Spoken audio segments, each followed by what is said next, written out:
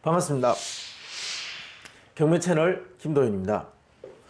자, 오늘 할 사건은 부산 금정구 구서동에 있는 신동 아파트입니다. 사건 내역 보겠습니다. 부산 금정구 구서동, 구서동에 서재하는 구서 신동 아파트 5층입니다. 전용 면적은 25.66평, 그리고 대지권은 7.75평. 토지와 건물은 전부 매각입니다. 이 경매 사건의 접수는 2020년 1월 17일, 그러니까 2020년 초에, 2020년이 시작하자마자 접수된 사건이고, 그리고 입찰 처음 진행된 게 12월 31일인데 아마 이때 코로나 관련 뭐 이런 것들로 뭐 변경이 많았습니다. 어쨌든 나중에 살펴보겠지만 개인 사정에 의한 어떤 채권자들에 의해 신청에 의한 변경인지 아니면 법원의 일방적인 어떤 그 변경인지는 뭐 모르겠지만 어쨌든 이때 변경이 됐습니다. 그러니까 1년 정도 소요돼서 진행된 사건이고, 이 변경이 돼서 2월 4일 입찰 예정이었는데 또 변경돼서 3월 11일 진행 예정입니다. 감정은 2억 7,900. 이 경매 접수 시점을 한 번씩 이렇게 제가 언급하는 이유는 이때 접수되고 이때쯤에 감정이 되었기 때문입니다. 이때 감정이 됐다는 것은 이 물건의 거래되고 있는 시세가 이때쯤의 시세가 반영이 되었던 그 가격이 감정되었다. 자, 그래서 이제 이것을 시작가로 해서 경매 입찰을 시작하는데, 매각 시점에 와서는 이 감정가가 실제 시세를 정확하게 반영하지 못하는 경우가 정말 많습니다. 아파트 가격이 뭐 그대로 일정하게 유지되면 그런 대로 뭐 비슷하게 반영이 되기 때문에 일반적인 형태로 유찰되었다가 낙찰되는 이런 형태로 매각이 진행됩니다. 그러나 이 아파트 가격이 이렇게 단기간에 좀 움직일 때는 이 감정 시점과 매각 시점의 그때의 가격 시세 차이에 의해서 이 감정이 전혀 맞지 않을 수가 있습니다. 그런데 이때 감정과 매각 시점의 차이에 따라서 이 감정이 어느 정도 수준에서 되어 있느냐에 따라서 경쟁률이나 낙찰가에도 영향을 미칩니다. 그런 부분은 좀 디테일한 부분은 다음에 한번 제가 설명드리기로 하고, 어쨌든 이 감정 2억 7,900에 3월 10일 매각 예정인 구서동에 있는 신동 아파트다. 자, 소유자와 채무자는 같은 사람인 것 같습니다. 그리고 채권자는 은행인 것 같아요. 한번 살펴보겠습니다. 문건 접수 내용. 경매 사건이 접수되고 현재 매각이 진행될 때까지 어떠한 이해관계자의 신청이 있었는지 이런 것들입니다. 아까 변경을 보면 12월 31일 정도 있었죠. 그러나 여기 보시면 12월 21일 이후에는 어떠한 신청도 뭐 권리 신고도 이런 것도 없습니다. 즉 법원의 일방적인 어떤 진행 과정에 있어서의 변경이었다, 뭐 이렇게 볼 수 있을 것 같고, 우리가 중요하게 보는 점유자의 권리 신고, 점유권과 관련된 권리 신고는 보이지 않습니다. 뭐 집행관, 감정, 가압류 교부권자, 뭐 채권자, 열람복사, 뭐 이 정도 이런 내용의 어떤 그 접수 내용만 있다. 그렇다면 누가 살고 있는가? 우리가 궁금해하는 이 물건에 관계된 낙찰 이후에도 영향을 미칠 법한 이해관계자는 누가 있는가? 이제 점유가 중요한 부분이죠. 점유에 관계된 미상이다. 자, 미상은 무엇이냐면 모르겠다라는 겁니다. 자, 찾아갔는데 안내문을 우편함에 넣어두었는데 연락이 없다. 만나지도 못했고 연락도 없다. 임대차 관계를 법원 입장에서는 우리가 직접적으로 확인해서 확인된 바는 없다. 알 수가 없다. 이제 이 내용이고, 그러나 전립세대 열람을 한번 해보니까 거기에는 소유자 세대가 전입돼 있더라. 자, 우리가 확인할 수 있는 건 이 정도였다 라고 이제 밝히는 거죠.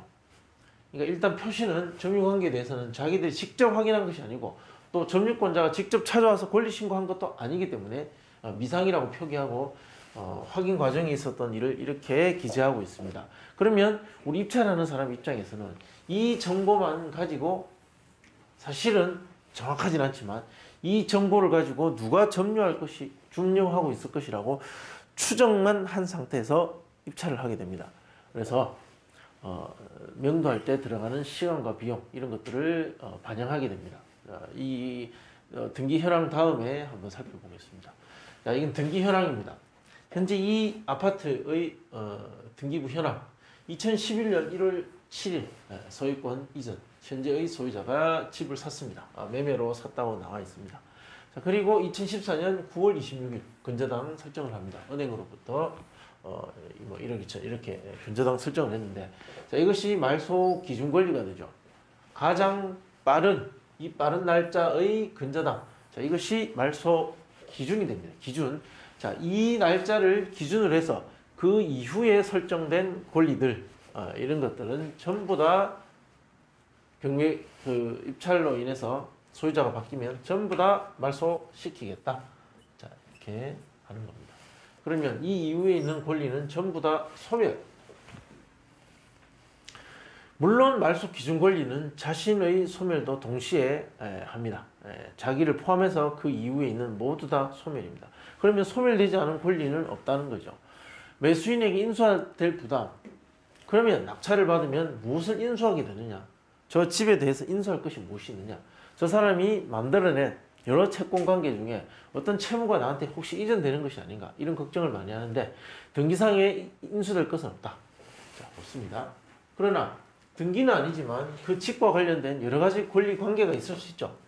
채권 관계 같은, 특히나 관리비 같은 거. 자, 이런 것들은 공용 관리비는 인수될 수도 있습니다. 인수될 수도 있다는 거죠. 물론 그 현재의 점유자 만나서 이야기해보고 이 관리비 연체 과정과 그 금액 이런 것들이 동시에 어떤 협상 과정에 있어서 드러나는데, 이것이 확인되어야만 어떻게 인수가 될 건지 뭐 정리가 될 건지 알 수가 있는데, 지금 시점에서는 뭐라고 말할 수가 없는 내용입니다. 짐작하고 과거의 경험치를 가지고 추정할 수밖에 없죠. 자, 그러면 지금 이제 이것이 과다하게 되면 명도 할 때 영향을 좀 미칠 수 있습니다. 그러면 결국 어느 정도 비용을 내가 감안해야 되기 때문에 결국 이사비 협상에서 그 부분을 뺀다든지 뭔가 협상을 하게 되겠죠. 그러니까 그것을 예상했을 때 입찰가에 또 영향을 줄 수 있겠죠. 내가 집이 1억인데 이 명도 과정에서 발생하는 여러 가지 비용이 한 1,000만 원 들 것 같다. 자, 그러면 최소한 뭐 큰 이익은 안 받더라도 9천에 낙찰 받아야지. 뭐 이런 계산을 할 수 있다는 거죠. 그래서 관리비 연체 금액 정도는 확인해 보셔야 됩니다. 공과금은 관리비 포함인지 아닌지 조사 과정에서 확인해 보시면 되고, 임차인과 관련된 내용입니다. 임차인 조사된 내용 없죠. 점유자는 소유자 세대로 보입니다. 자, 그러면 명도는 누구를 상대로 할 것인가? 당연히 소유자 세대, 이후 누구누구 세대를 상대로 인도명의 신청을 하게 되고, 그 인도명의 신청을 해서 명도하는 데까지는 약 3개월 정도, 1에서 3개월 정도, 빠르면 1개월, 좀 늦으면 3개월 정도. 이것은 어떤 이제 낙찰자와 점유하고 있는 그들 간의 관계, 그리고 점유하고 있는 사람의 어떤 사정, 이런 것들이 반영이 됩니다. 자, 그렇게 해서 협의 과정에 있어서 날짜가 확정되겠죠. 나가는 사람은 조금이라도 더 천천히, 그리고 명도하고자 하는 사람은 하루라도 빨리 내보내려고 합니다. 그리고 적은 비용으로 내보내고자 하고, 나가는 사람은 혹시 이사비를 받는다면 좀 더 많이 받기로 하고, 어느 한 지점에서 협의가 되겠죠. 이 지점까지 가는 데 있어서 반영되는 여러 가지 재료들이 있습니다. 영향을 미칠 수 있는 것들이 보면 이제 관리비, 시간이죠. 얼마나 더 점유할 것인가, 시간에 대한 내용. 그리고 이제 이사 비용, 얼마를 줄 것인가. 이런 것들을 가지고 협상하게 됩니다. 자, 명도 비용, 강제 집행을 한다면은 약 300에서 400만 원 정도 예상이 되고, 이사 비용을 지급하고 협의를 통해 명도할 것을 저는 권장합니다. 명도 소송 가능성은 희박하다. 이 물건은 5층이고 남양입니다. 그러면 지금 현재 매도 호가 나와 있는 금액을 보면 이렇게 되어 있습니다. 남양이고 3억 3천, 같은 평형대에 3억 3천. 시장 매물을 보기 전에 왜 이 아파트를 경매 사건 선택해서 이제 하느냐, 이런 것들 제가 한 번씩 밝히고 있는데, 저하고 약간 관련된 아파트이기도 하지만 상당히 저평가되어 있다. 물론 조금 세대수가 작은 아파트이긴 하지만 주변에 있는 다른 아파트들에 비해서 상당히 저평가되어 있어서 좀 관심을 가지고 있습니다. 자, 이게 3층입니다. 우리가 5층이었죠. 그러면 비슷한 어떤 그 가치 형성 요인을 가지고 있기 때문에 비교 대상물로서 아주 훌륭하다. 자, 3억 3천. 자, 구소 신동아 중층 좀 더 높을 것 같은데, 자, 여기 3억 2천 정도. 인테리어 상태, 그리고 뭐 여러 가지 임차 상태 뭐 이런 것 따라서 좀 가격이 달라질 수 있는데, 어쨌든 이 집은 3억 3천, 이 집은 3억 2천. 이 집이 먼저 팔리겠죠. 이건 동향이네요. 물론 방향에 대한 내용도 있습니다. 이건 동향, 이건 남향. 그리고 남향 18층입니다. 로얄층이죠. 요거 3억 3천 5백. 남향. 그리고 2층 3억 2천. 2층 3억 2천. 그러니까 좀 저층은 3억 2천 정도. 고층은 한 3억 3천 5백 뭐 이 정도. 그러면 실제 거래 기록했던 가격이 얼마냐는 거죠. 최근 아파트 가격의 급등한 어떤 그 사례가 부산 시내에서는 많았습니다. 자, 이때 보면 실제 거래가 한 3억 정도 되면 실제 뭐 호가는 뭐 4억, 뭐 4억 5천 뭐 이렇게 호가하고 있습니다. 그 가격의 갭차가 상당히 크고 거래 사례도 별로 없으면서 앞으로 어떻게 될지 예측하기가 상당히 어려운 어떤 그런 모양새를 가지고 있는데, 이 아파트 같은 경우는 한 3억 정도까지는 갔다는 거죠. 2억 9,500, 뭐 2억 9천, 3억. 자, 한 3억 정도까지 가고 그 이후에 거래 사례가 없습니다.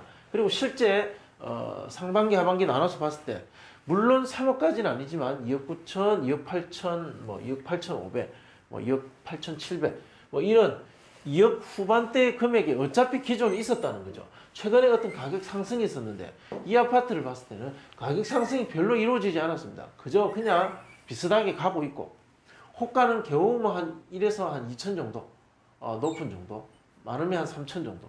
그러니까 그다지 최근에 있었던 그 현금 흡수의 어떤 과정을 이 아파트 단지는 누리지 못했다는 거죠. 그다지 큰 이유는 없습니다. 그래서 제가 관심을 좀 가지고 있습니다. 자, 대상물의 가치. 감정은 2억 7,900. 그리고 실제 지금 현장에서 만약에 지금 바로 가서 살 수 있는 금액을 말하자면 호가는 뭐 한 3억 한 2천에서 3천 정도 됩니다. 이게 좀 깎인다고 가정하고 3억에서 3억 1천 정도는 충분히 갈 거다. 자, 그러면 그것을 기초로 인근 낙찰 사례 보면 최근에 있었던 게 우성아파트와 신동 하나 있었습니다. 그때 전용 25평, 34평, 남양, 동양 1차고 2차에 낙찰되었다. 자, 이게 11월 달입니다. 둘 다. 이런 차이가 있습니다. 우성 아파트 같은 경우는 이제 훨씬 더 오래되었고 좀 많이 낡았지만 세대수가 많은 이유 때문에 좀 더 시장에서 반응이 뜨겁습니다. 26대 1 정도 같고 이것은 5대 1이었습니다. 확실히 시장 반응 자체가 좀 더 낫다. 그러나 위치면이나 실거주하면서 누릴 수 있는 가치는 여기가 훨씬 좋습니다. 이러한 차이가 있다는 거죠. 감정가 2억 2,500일 때 거래 가능 금액은 3억 5천이었다. 여기서 참 신기하죠. 비슷한 시기에 감정은 이건 3억 5천이었습니다. 이것은 2억 2,500이요. 그런데 이 아파트는 최근의 이 가격 상승, 최근에 있었던 아파트 그 가격들의 움직임에 그 부분에 충분히 이 현금 흡수를 했다. 가치 상승을 누렸습니다. 분명히 1억 원 이상의 호가가 올라갔고 실제로 낙찰도 감정보다 1억 정도는 높습니다. 3억 2,660만 원. 그런데 이 아파트 보십시오. 3억 3,500인데 거래 가능 금액은 비슷하다. 즉 그다지 크게 오르지 못했고, 그리고 낙찰가도 감정보다 낮았습니다. 94.1, 93.3. 이것은 거래 가능 금액 대비 이 낙찰가율을 말합니다.